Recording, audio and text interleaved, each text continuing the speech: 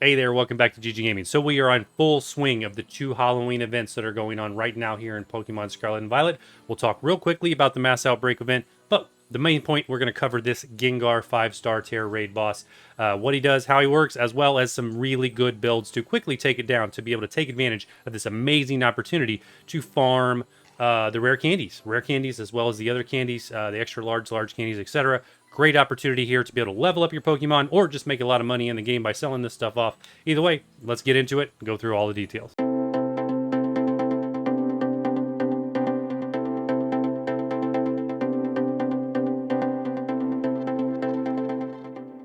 All right, so let's start with covering the 2 ghost-themed events here for the Halloween event and really what they are. The primary one for this video will obviously be the Gengar, but here's the other one that's going on in addition to that on the map at the exact same time, which is the Ghastly, Mischievous, Shuppet, and Bramblin outbreaks. So really great opportunity here to take advantage of that and get those shinies. It doesn't say in here that they have boosted shiny rates. I've tried shiny hunting just one of them so far and no luck. So I don't know that they're shiny. In fact, or shiny boosted. In fact, I would say they're probably not shiny boosted, given I went through a full sandwich and didn't get a single shiny on one of them. But that is that. The other one, of course, is the Gengar that we are going to do in this video. These things run from the October 31st up through, go down a little bit. What's Thursday through Halloween. But in the States, it's actually going to end a day earlier. So be conscientious of that. The 7-star Feraligatr raid boss will actually begin Halloween night at around 6 or 7 p.m. So be careful not to connect your game online if you are not ready to move on out of the Halloween event and challenge this guy. All right, because he will start on November 1st. But that's UTC time, so pay attention, be careful. All right, let's get over to Gengar. All right, like always, let's get into this summary of Gengar. So this is a 5-star Tera Raid boss. Not too bad. This is one of the ones I caught from the raid. So unlike a 7-star Tera Raid boss, you can catch this over and over and over. And if you're extremely lucky, you could encounter a shiny. I'm not that lucky. I don't ever encounter shinies and raids in this game. So that is an option. So if you do want to farm this and you do encounter a shiny, hey, let me know down there in the comments. I'd love to know if you do encounter a shiny on this, but otherwise, best of luck to you. Has great drops, if nothing else. Ghost Tera, so you're going to want to focus on Ghost and Dark type Pokemon to be your primary attackers for this raid. All right, Ghost and Dark. He's always Ghost Tera for this event. He's not going to change similar to the Blissey events or anything like that, so no worries there.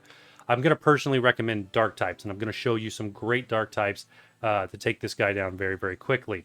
So stick around for that. So here's his move set. He's got Shadow Ball, Sledge Bomb, Dazzling Gleam, and Dark Pulse. Essentially, he's got a weakness counter for both Dark and Ghost types. But at the end of the day, he's fine. He doesn't hit too hard, so you should be fine in this raid. In terms of stats, he has pretty much no defense here. His special defense does have a little bit more of a notch up over the flat defense, so I would encourage you to use physical attackers if you can.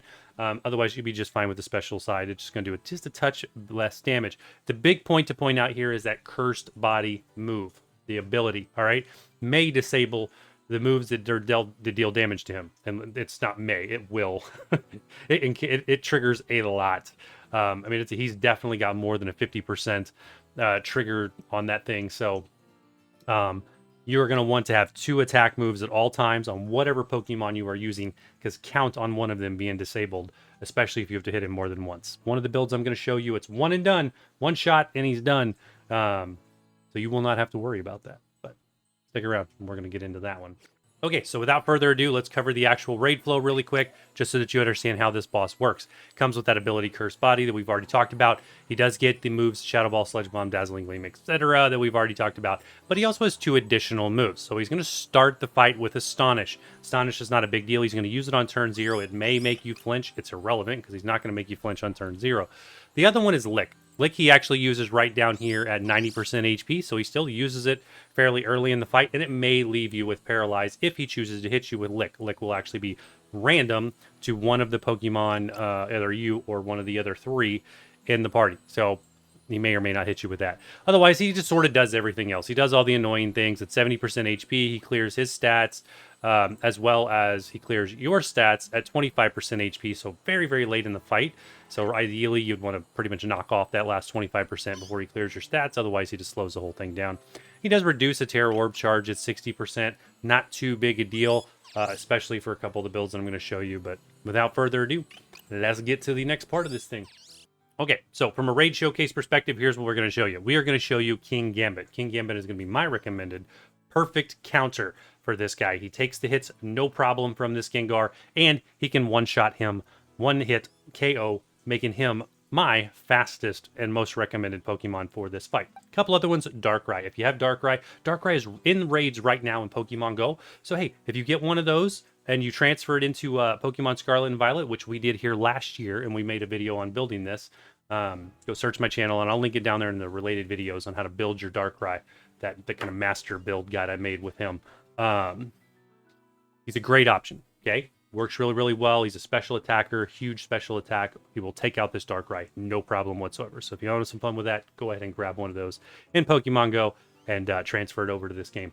Third option, Annihilate. Annihilate is one of the best ghost attackers in the game, and he does really, really well here. This is a full 100% crit Annihilate, so you're using the Scope Lens as your held item along with that Focus Energy move.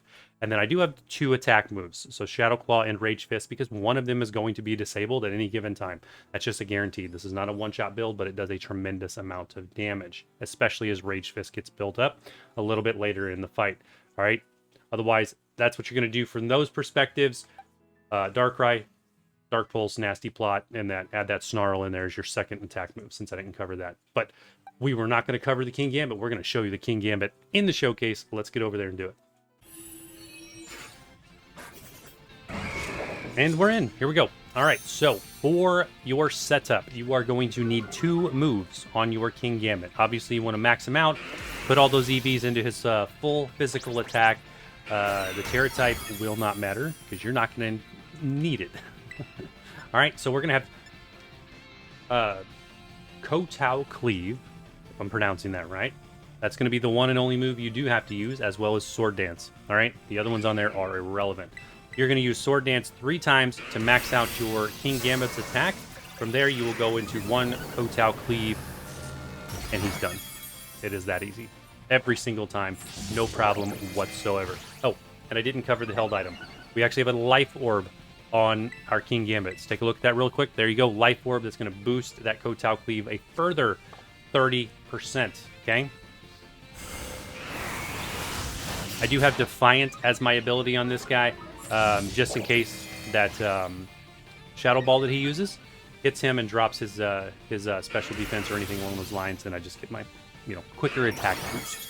So he decided to use Lick on us. That is a coded move. Did not leave the Paralyze as it could have. So go straight into our third Sword Dance here. This is going to max out our Kingambit. From here, he's done. As you see, the NPCs in this particular party have done a good job. They've already knocked him down 60%. He's clearing his stats, so we'll go straight into that Cleave before he applies his shield, because he's getting really close to applying his shield.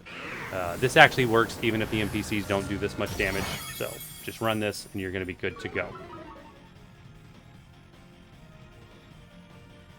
Did we use Sword Dance again? No. Defiant. There you go. Boom!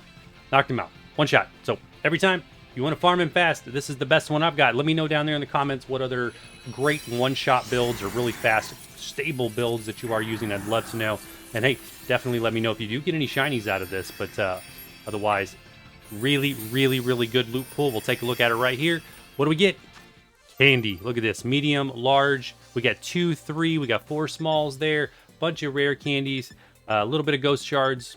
Great, great drops from this to go ahead and farm for the next few days before we push into that 7-star for Alligator Tera Raid event, which would be a lot of fun. So, hey, as always, let me know what you think. Let me know what else you're doing differently. Drop a like, hit that sub button, all that fun stuff if you have not, and see you in the next one.